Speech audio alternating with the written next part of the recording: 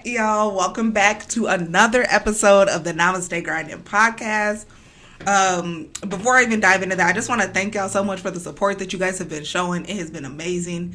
And I'm super excited because today I'm back with another guest. And this is a sister who I met. Really, she was my motivation. She's really my motivation in the gym because you would show up and you would squat a bunch of weight. And you look like we were training to be super women. Right, exactly. Like straight Avengers, I'm thinking. So, and not only that, but just someone who welcomed me with an open heart. And that was just wonderful to be around and definitely exuded an aura of peace.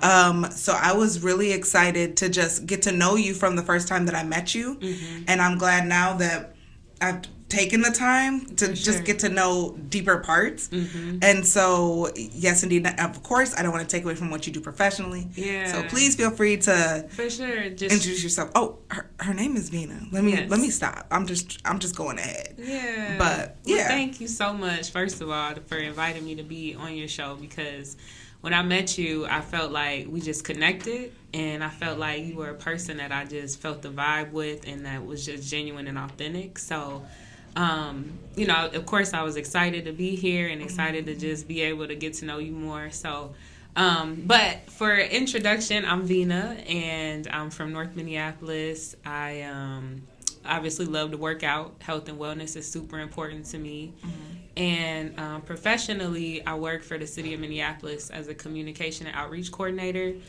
And, little snap. I really love my community, and I love being a part of just trying to do something positive. Mm-hmm. And so in addition to what I do for work, I also am a part of a real estate cohort. It's called the Urban Land Institute. And it's a real estate diversity initiative, and it's really focused on empowering Black women, or I should say women of color, and then also just educating folks about real estate investing and how you can actually be able to become a developer and how to build small projects or how to be able to scale in commercial real estate.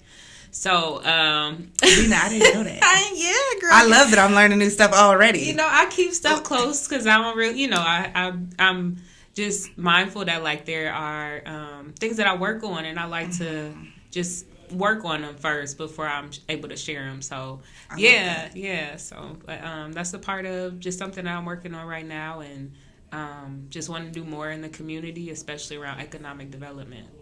Mm-hmm. Yeah. So she actually is an Avenger. Like a plot twist, she actually is an Avenger. So this is just okay. But I don't know if you see me in here with the phones that I have for my job, because sometimes I'm on call, so I have like 2, 3, 4 phones, a pager. So sometimes I'm literally like, call superhero. Sometimes I gotta just show up and be able to help people. So that's another part of my job, but it's cool because I get to just be able to, just do something outside of my norm. Like this is, I've been at my job for like a year now, so I've learned a lot just about safety and community safety too. Amen to that, and that's definitely something that we can connect on. I have a new passion for community safety as well. That developed, but like everything's in the works, Yeah. I'm a huge fan of like divine timing, and like it does seem, I will no cap, like every time we talk, it seems like you're pouring into me. You literally are giving me some sort of gem, or really just adding, like helping me carry out the mission is really the way I would love to describe it. Like, and for that, I'm so appreciative. Like, and just learning more about you, even right now in the first 5 minutes. Yeah. You go, girl. You doing your thing. Thank you. That means a lot. That means a whole lot. Because there's days where I'm like, girl, I don't know what I'm doing. I'm just trying my best and trying to just stay positive and just let people know that, like, things get hard. We struggle. Everybody got things that come up in their life where they're like, I don't know how I'm going to get through that. But I really believe in my heart that when you do things that are for the good, especially for the good of people, and you're trying to just uplift people and see them do well, like just seeing you and learning about your podcast and being able to see you in the gym and learning about your background and your story, it's like now that's a person that I want to know. That's the person I want to connect with. That's the person that I see them doing something that's productive and positive. And I mean, there's so many other things that people can be doing with their lives, but when you just focused on empowering somebody or using voices to be able to say, like, you know what, yep, things get difficult, but here's some motivation or some inspiration, like, of course, I think that's hands down like what everybody should try to incorporate in their lifestyle, just a little bit, you know. And so just kudos to you for even connecting and being willing and open, because I'm telling you, sometimes people just be so closed off and not willing to accept people and just be really to themselves. So again, like, you say all of those great things about me, but I just want to reflect that back to you because I know how amazing and incredible you are. Man, thank you. I definitely received that. Yeah. I appreciate you for that. Yeah. Because I mean, it be hard. I mean, and as you know, I mean, we're on the Namaste Grinding podcast. Like, how many times we really have to tell ourselves, like, as much as I want to give up, as much as how hard it gets, and even us talking earlier, just how the day goes, how what you said, the day tried me. Yeah. You know, and it's like, when at that moment do we have to say, like, nah, I'm gonna stay grinding. For real. Like, I'm gonna keep going. Like, just because this has happened and maybe what I feel has delayed my process or has hindered my day, like, I'm going to keep going, and it's just going to have to be motivation. It's just going to have to be on the back end. That's right. That's right. And, you know, just, so my parents were from Chicago. Well, I should say my dad's from Chicago. My mom was born in South Carolina. And my mom left South Carolina with her mom when she was like 10 years old. And my mom and dad met in Chicago when they were like 15. And my dad told my mom, like, oh, you're going to be mine. Like, this is the woman that I know I'm going to be with at 15 years old. And my mom was just like, yeah, whatever, you know, just kind of played it off. And they both went and lived their lives. God brought them back together when they were like 30. Really? Yeah, 30, 32. And so at the time, my mom had my two brothers. And my dad was like, you know, we just need to kind of start over. And so they ended up leaving Chicago because of the crime and just, you know, it was a lot going on with the family. And so they just needed to have a fresh start. So they came up here. Well, my mom, I was born in 1992. And my mom was diagnosed with breast cancer in 1994. And she was just a phenomenal woman. I mean, she was very spiritual. She was courageous. She had an entrepreneurial spirit. And she was a herbalist. Like, she was very into holistic medicine. And so that's why a lot of the health and wellness things that I know and why I care about my body and health is because of my mom. And so she... you know, she had doctors that told her, you know, you have this cancer and you only have 6 months to live. Well, she said, I'm going to do what I know and what I believe in and take herbs and do natural remedies to be able to beat this. And so she ended up living for 10 years. Ooh. And God is the greatest. Yeah, you know, and, you know, I'm just thankful for that time that I had with her. And when she passed away, though, it was one of those things where I didn't know how to process it because I was only 10 at the time. And so it was just a lot of change, a lot of friction, a lot of uncertainty, a lot of unknown. And at 10 years old, I didn't know what depression was. And so I just dealt with it, you know. I didn't really open up, talk to anybody. And this continued until I was in high school. And I would just get angry at people. I was so mean. I would be upset. And I didn't really grasp, like, what was going on with me. And then finally, when I got about, say, like 19, 20, I started having these migraines. And I was like, yeah, something not right, you know, like, I'm not doing too good in school. And I felt stressed a lot, so I went to see a neurologist.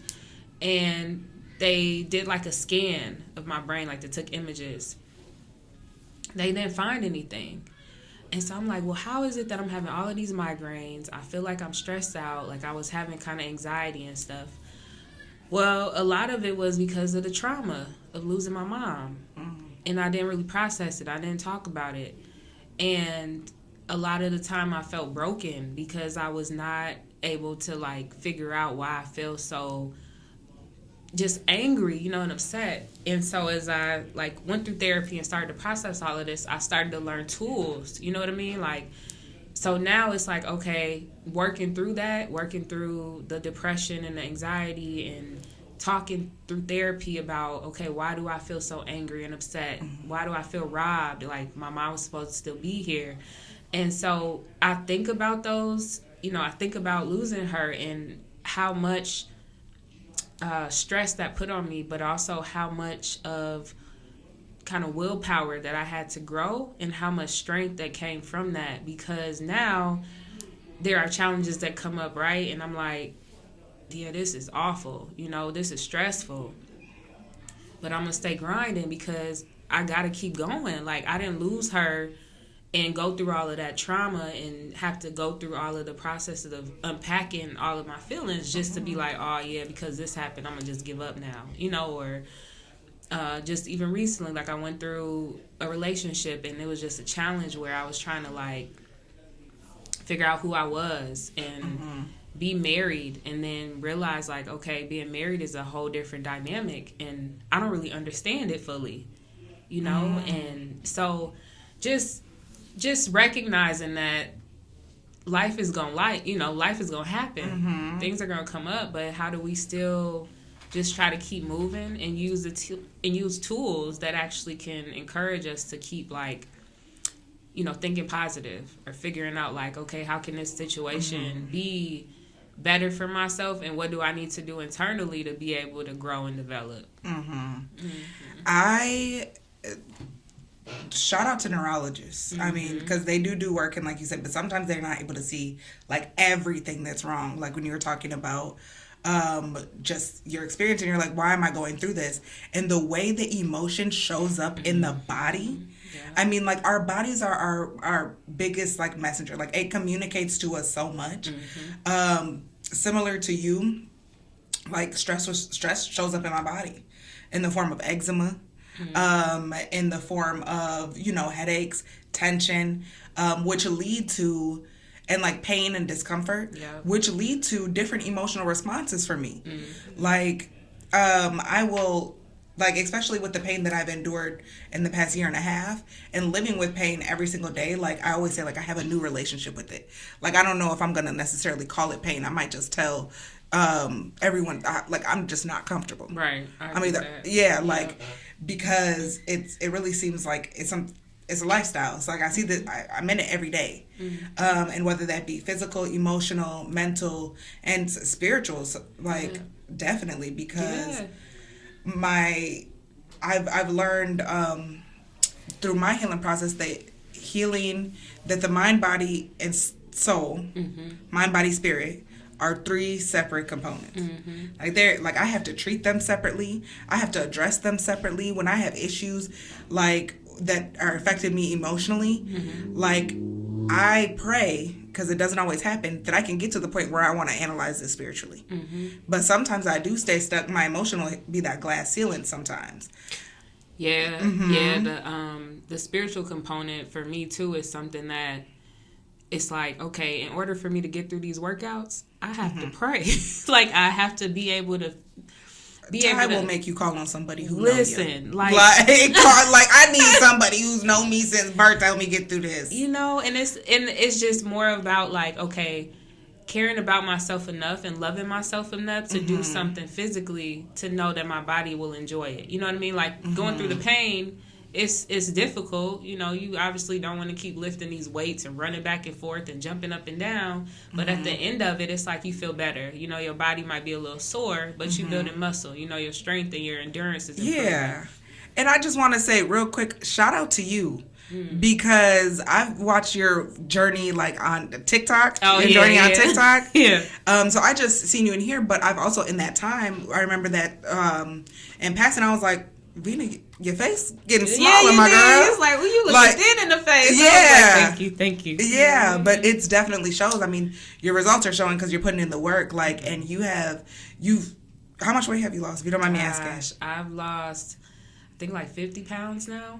You've lost 50 pounds? Yep, in the last 8 months. Shout out to you. Yes. Thank you. Yes. Yeah, it's like, I started initially training because I'm like, I want to run a 5K in May. Mm-hmm. So I started off last year, and then I just committed myself. I was like, all right, you know what? I'm going to just do this. I've tried to work out in the past, but I've been inconsistent. So I'm like, all right, well, I want to run this 5K. If I eat healthy, if I get a trainer, if I actually show up and work out, this many times a week, it'll pay off. I'll start to see the results. But, I was fearful, when I first started out, because I'm like, okay, this is going to be intense. But I know when I'm in that 5K, I'm going to be so happy. I'm going to feel rewarding. I'm going to feel like, oh, it was all worth it.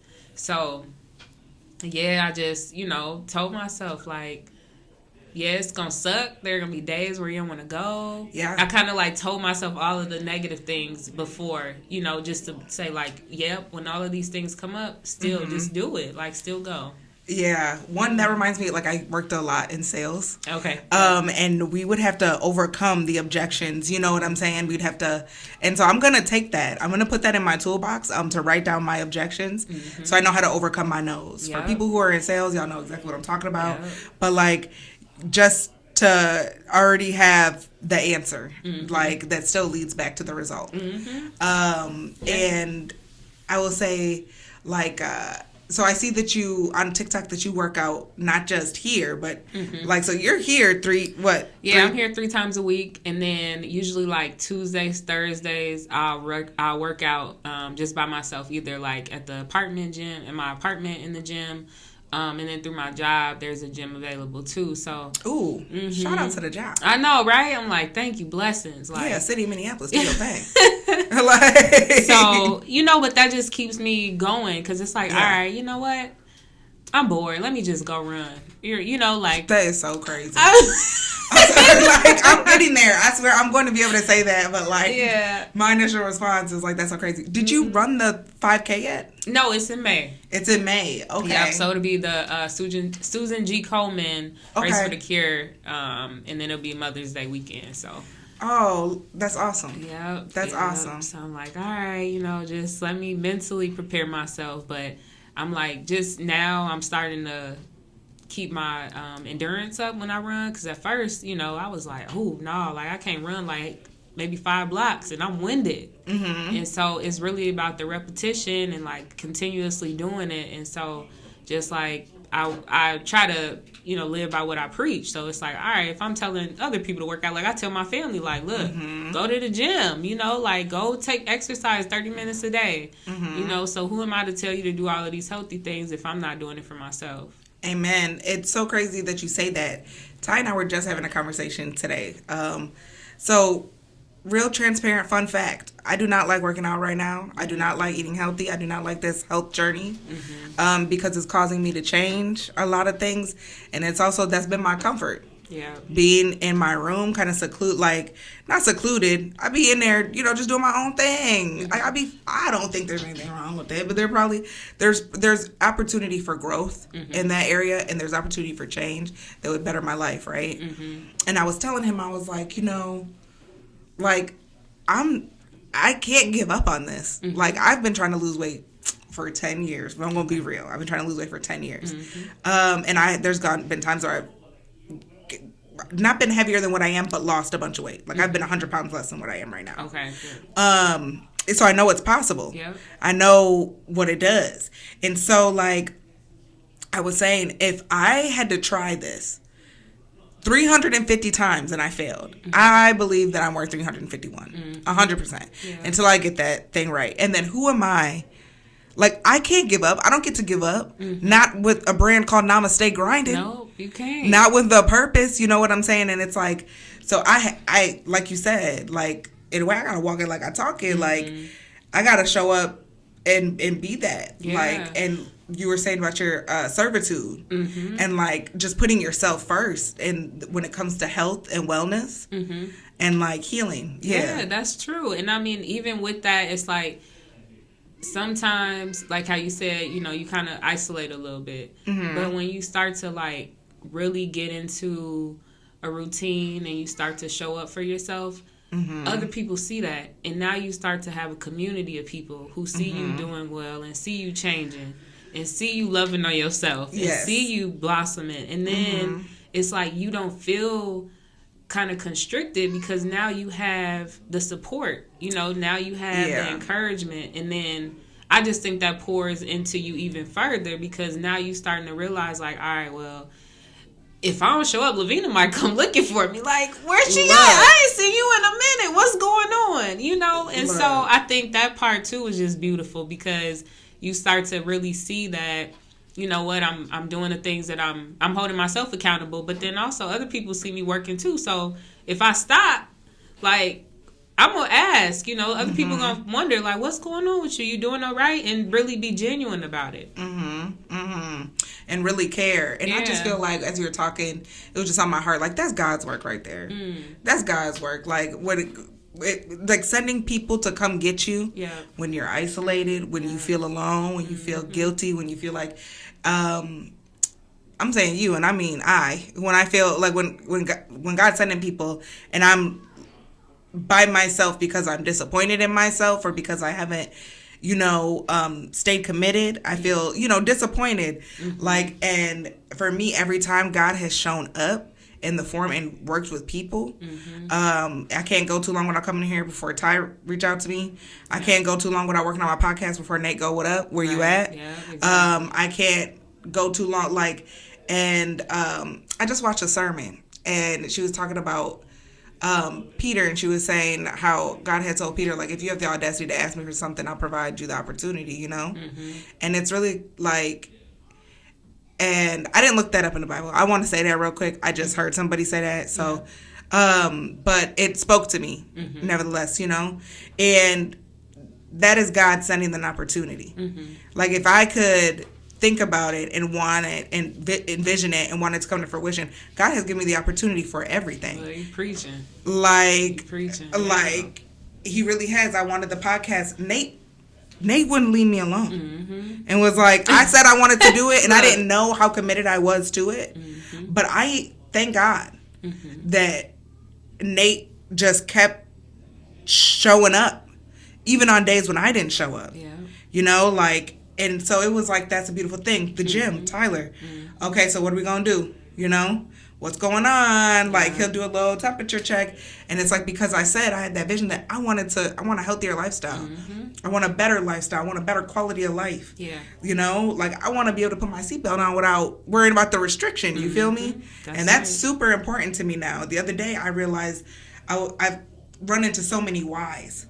Like, throughout my day, like, I was like, oh, man, I want to just put my seatbelt on better. Like, I want to feel more secure in the car, to be honest. Like, that's a reason, too. Yeah, and it's like, it's those little things, It don't got to be something huge. It's just like, I just want this little thing to be better for me, Yeah, and you said something about that, the isolation and them, like, being able to find the people, like, the support group.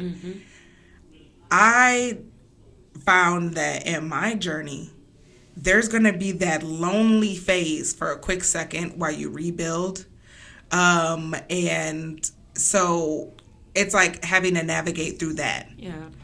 Like the lonely phase of it, because when you strip off and when you strip off the old and you're like doing new things, creating new habits and developing yourself, it requires isolation, Absolutely. And I'll say, like, probably back in September of last year, I was, like, by myself. Like, ended a marriage, lost my 2 best friends, like, just was by myself, Of course, I had my family, but, I mean, in terms of the people who were around me the most, one of my closest childhood friends had moved to Brooklyn.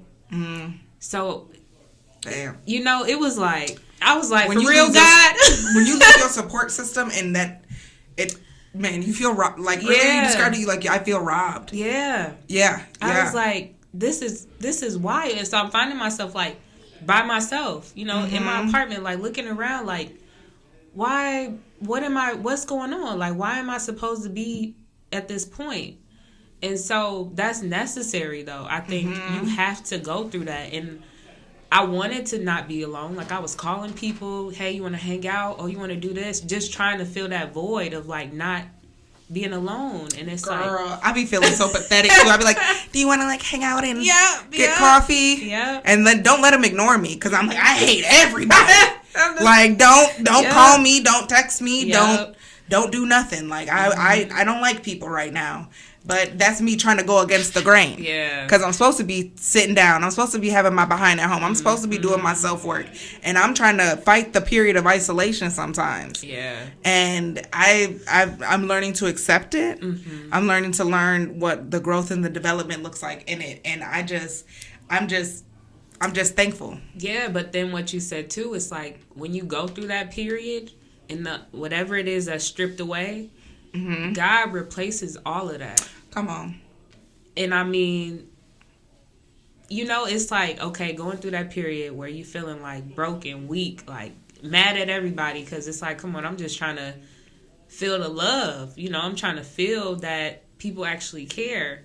And God is like, well, I care. Exactly. I care. You're worried about the wrong thing. Mm-hmm. I care about you. Yeah. I'm gonna help you get through this.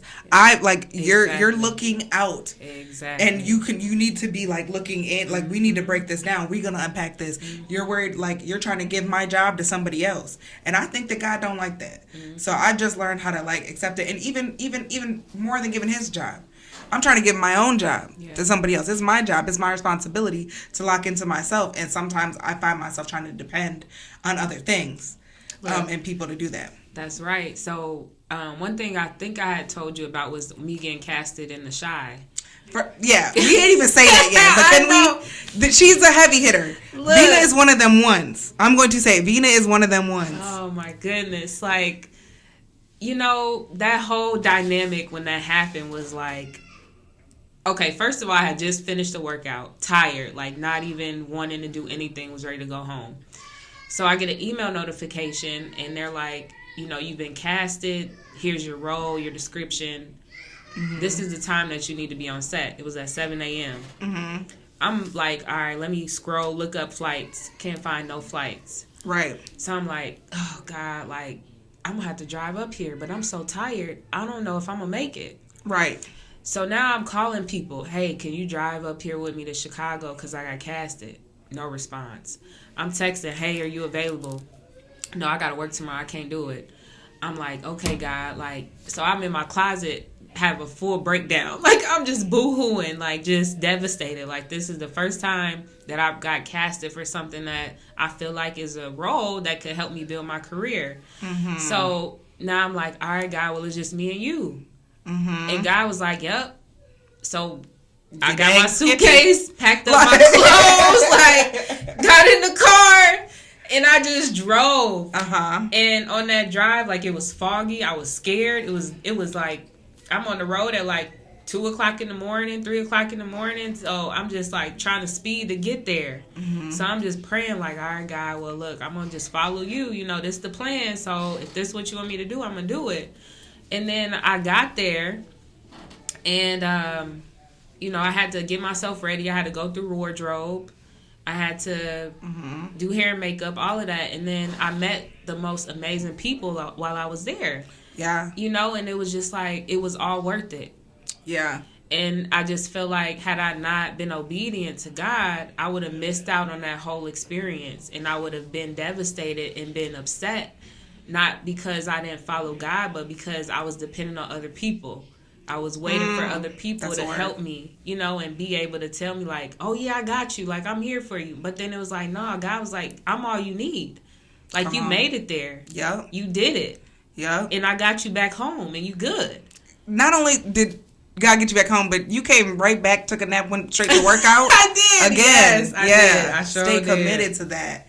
And that's the thing that I love that in you, because the more you do that, like the more you create and become an example. It helps me when I'm in my pitfalls, when I'm in my closet crying. You feel what I'm saying? When the dream and the vision is right there, but I'm breaking down. Like, it does give me something to think about. Like, yo, you know Vina's testimony, and it all worked out. Yeah, you know, and she still turned around and did it. Like, so that can, like I said, like everything that you do, that we all do, like, is definitely a testimony to the work that we put in, and to the things, and to our goals, and really to our dedication, our commitment. Like, the result, it's a result. Yeah. So I just thank you so much. I know Nate then gave us the time. Yeah. Shout out to Nate, because shout out to Nate. Shout out to Nate.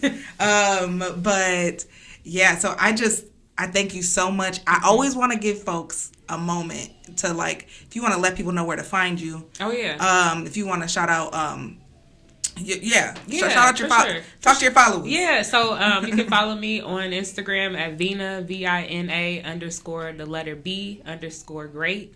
That's my Instagram, and then also my TikTok, and then just Lavina Branscombe on Facebook. So, but just shout out to Brittany. I mean, you are an incredible woman. I'm just blessed to know you. I feel like just being able to have this conversation has made me really dig a little bit deeper and be more mindful and feel more blessed, because today was a day. It was a rough day, but I'm here, and I'm very, very, very grateful to be here. So y'all just make sure y'all continue to support her podcast. Just continue to share and follow, and I think it's going to be great, and it's going to grow into exactly how God got it planned to be.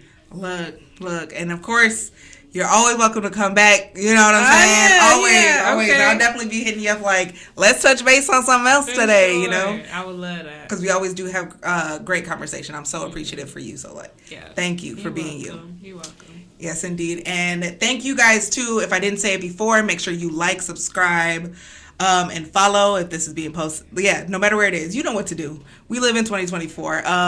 Thank you guys for your support, and I want you guys to stay happy, stay healthy, and stay grinding, y'all. Namaste.